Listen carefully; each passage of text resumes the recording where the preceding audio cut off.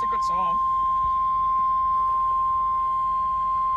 The National Weather Service in Mount Holly, New Jersey has issued a snow squall warning for central Chester County in southeastern Pennsylvania until 1 p.m.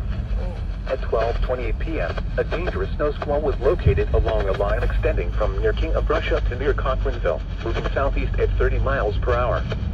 Hazard: intense bursts of heavy snow and gusty winds leading to blowing snow and rapidly falling visibility. That's like Westchester. Wind gusts greater than 35 miles per hour. Source: radar and webcams. Impact: travel will become difficult and potentially dangerous within minutes. This includes Pennsylvania Turnpike between mile markers 320 and 325.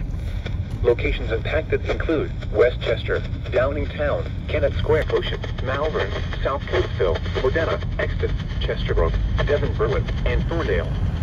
Slow down. Rapid changes in visibility and road conditions are expected with this dangerous snow squall. Be alert for sudden whiteout conditions.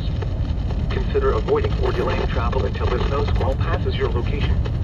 If you must travel, use extra caution and allow extra time. Rapid changes in visibility and slick road conditions may lead to accidents.